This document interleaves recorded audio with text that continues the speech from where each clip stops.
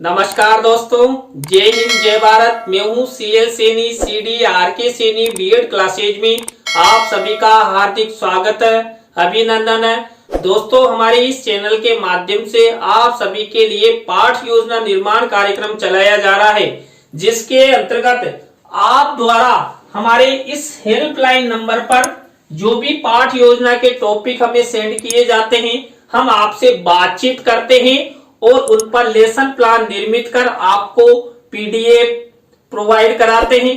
तो दोस्तों, आज की लाइव क्लास के अंतर्गत हम इतिहास पाठ योजना क्रमांक 28 के अंतर्गत हमारा टॉपिक रहेगा चांद बावड़ी, जिसे आभानेरी चांद बावड़ी के नाम से भी जानी जाती है, क्योंकि ये आभानेरी नामक कस्बे में है, तो यहाँ पर इसे आभानेरी चांद बावड़ी कहते हैं। तो दोस्तों, इस पर आप किस तरह लेसन प्लान बना सकते हैं। दोस्तों, ये टॉपिक है, ये दौसा जिले का एक प्रशिक्षणार्थी है, उन्होंने हमें सेंड किया है।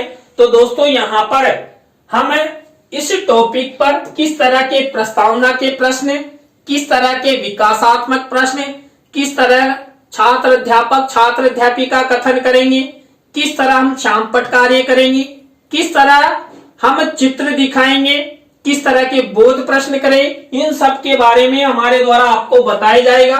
दोस्तों, जब हम इतिहास पाठ योजना का निर्माण करते हैं तो सबसे पहले शामपट पूर्ति का निर्माण करते हैं, जिसके अंतर्गत हम विद्यालय का नाम, कक्षा, दिनांक, विषय, कालांश का समय और बीच सेंटर में हमारे मुख्य प्रकरण का नाम लिखते हैं। मुख्य प्रकरण को अंडरलाइन करते हैं और इन्वर्टेड कॉमास में बंद करते हैं। दोस्तों, शामपट पूर्ति के बाद हम उद्देश्य, विशिष्टीकरण और अपेक्षित व्यवहारगत परिवर्तन का फॉर्मेट बनाते हैं।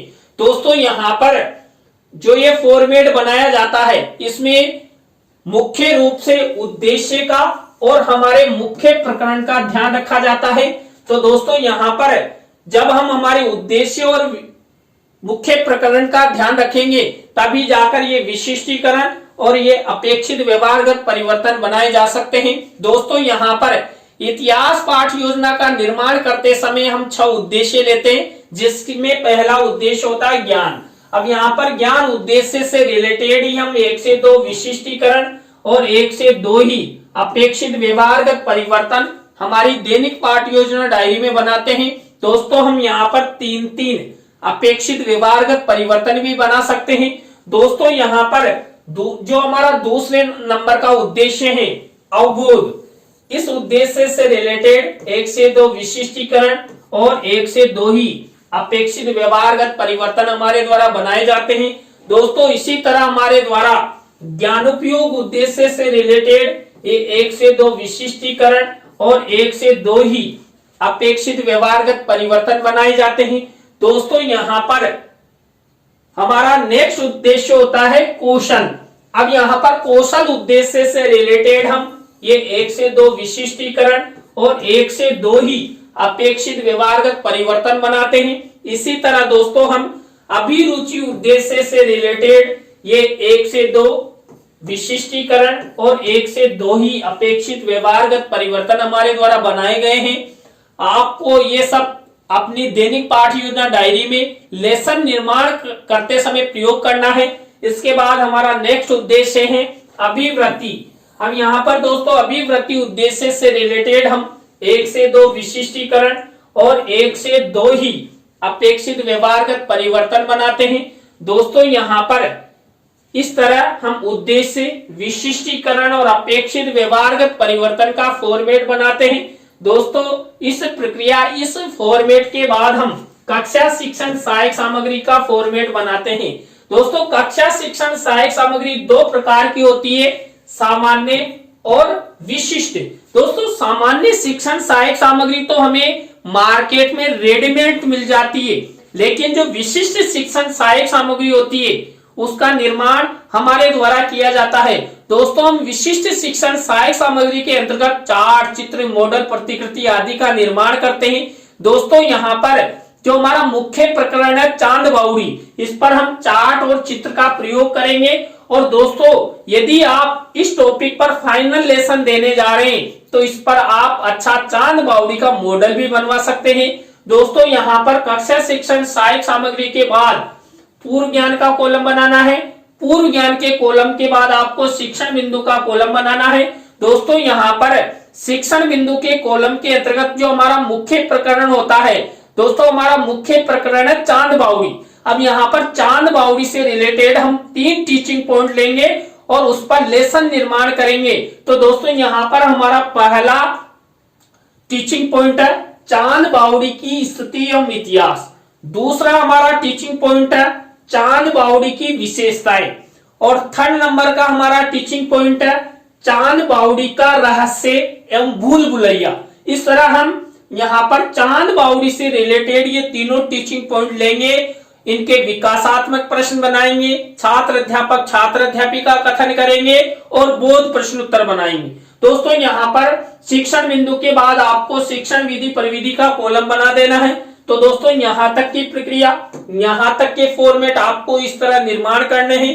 दोस्तों इसके बाद हमारा मुख्य लेसन प्लान शुरू होता है। दोस्तों हमारे मुख्य लेसन प्लान का पहला शिक्षण बिंदु, पहला सोपान, पहली स्टेप होती है प्रस्तावना। दोस्तों यहाँ पर इस शिक्षण बिंदु के अंतर्गत यानी प्रस्तावना शिक्षण बिंदु के अंतर्गत हम 3 से 5 प्रस्तावना के प्रश्न बनाते हैं।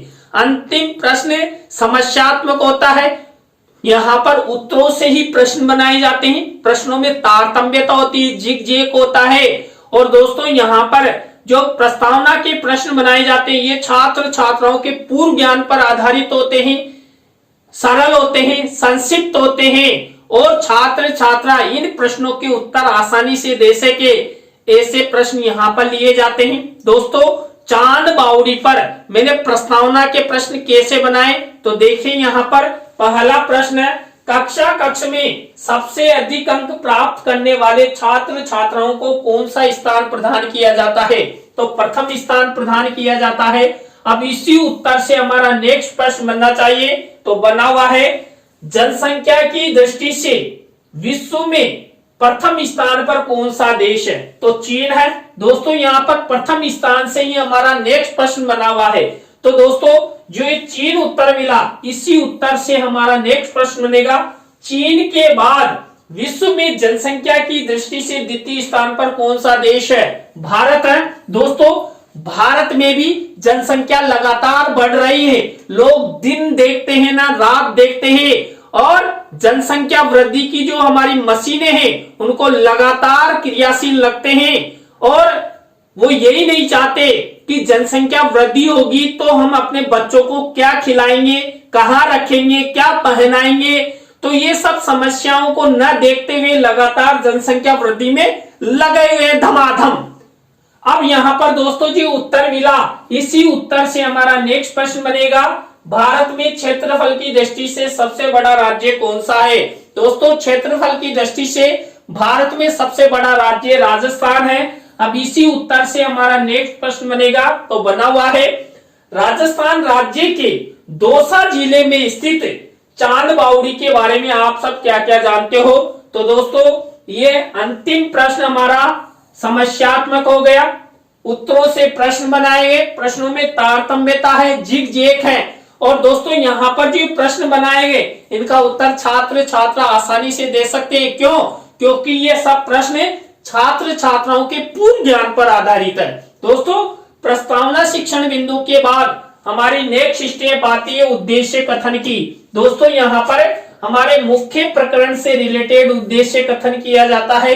तो दोस्तों यहाँ पर उद्देश्य कथन किया गया है। बच्चों आज हम सब चांद बावड़ी जो हमारा मुख्य प्रकरण है, चांद बावड़ी की स्थिति एवं इतिहास, उसकी विशेषताएं तथा रहस्य व भूल भुलैया के बारे में विस्तार पूर्वक अध्ययन करेंगे।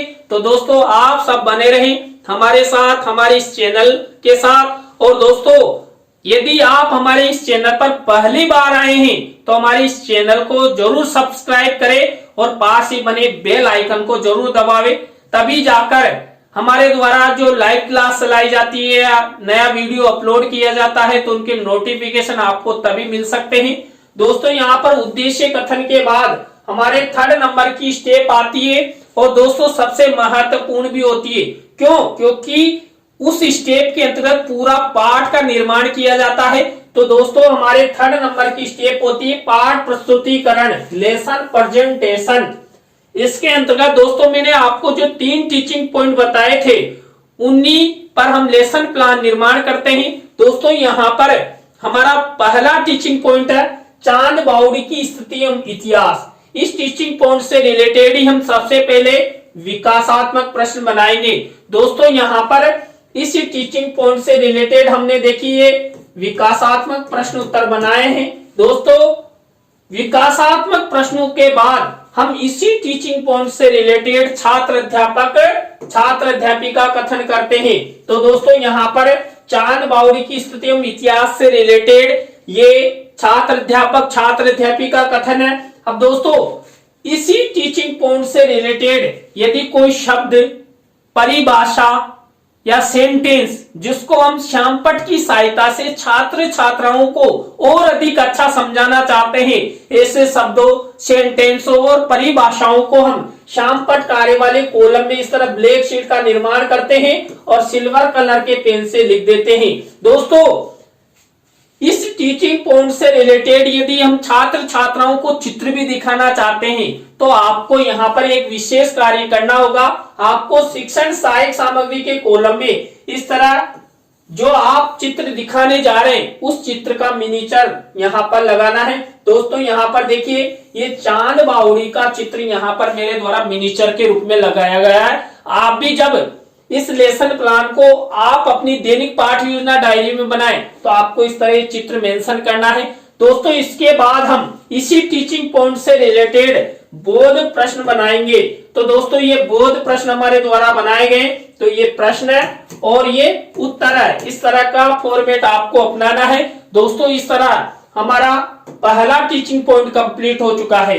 यहाँ पर भी हमने सबसे पहले क्या किया, विकासात्मक प्रश्न बनाए। विकासात्मक प्रश्नों के बाद छात्र अध्यापिका कथन किया। छात्र अध्यापिका कथन के बाद हमने बोध प्रश्न बनाए। दोस्तों इसके बाद हमारा दूसरा टीचिंग पॉइंट शुरू होने वाला है और आप सब भी इंतजार कर रहे होंगे। तो हमारे पास भी ये 2.5 लाख रुपए का पेन है।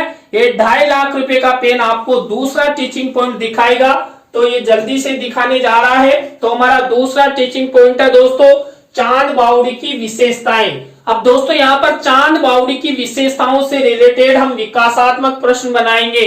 तो दोस्तों यहाँ पर ये विकासात्मक प्रश्न उत्तर हमारे द्वारा बनाए गए हैं। अब यहाँ पर चांद बावड़ी की विशेषताओं से रिलेटेड ही हम छात्र अध्यापिका कथन करेंगे।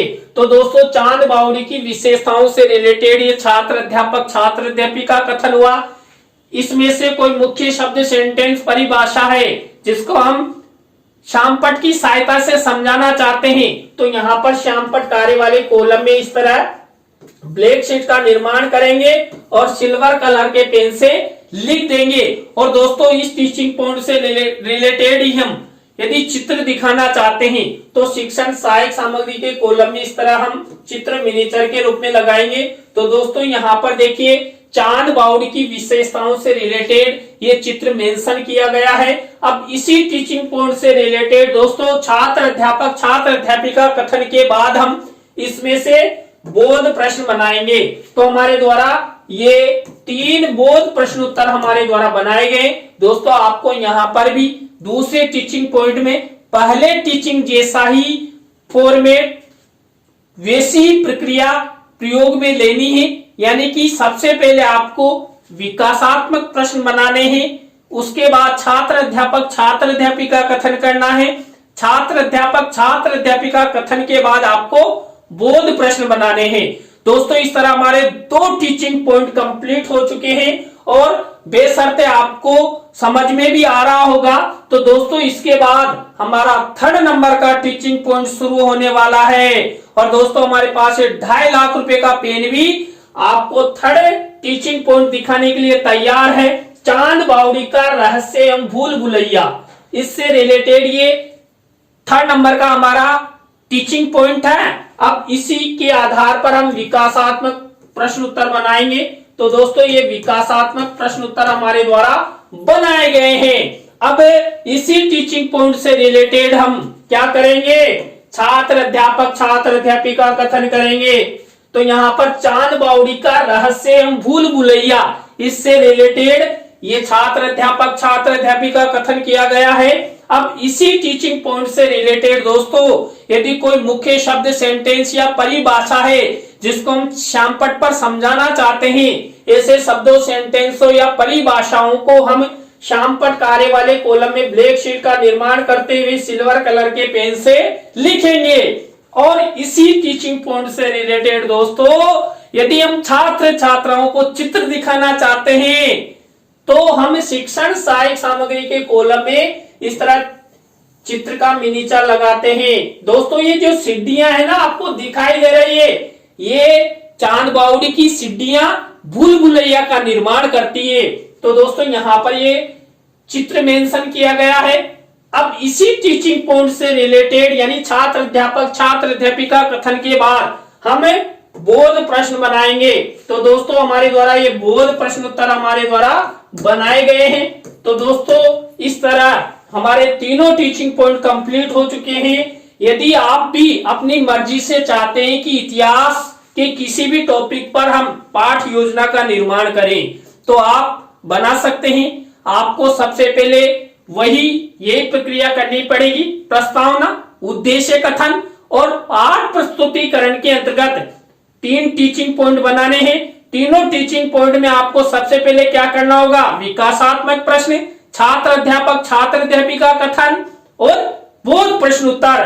दोस्तों यहाँ तक की प्रक्रिया, यहाँ तक के फॉर्मेट, यहाँ तक के शिक्षण बिंदु के बाद हमारा नेक्स्ट शिक्षण बिंदु आता है पुनरावृत्ति प्रश्न का। दोस्तों यहाँ पर हमारे द्वारा जो तीनों टीचिंग पॉइंट लिए जाते हैं उन्हीं तीनों टीचिंग पॉइंट में से ये पुनरावृत्ति प्रश्न उत्तर हमारे द्वारा बनाए जाते हैं। आपको ये पुनरावृत्ति प्रश्न उत्तर इस तरह बनाना है।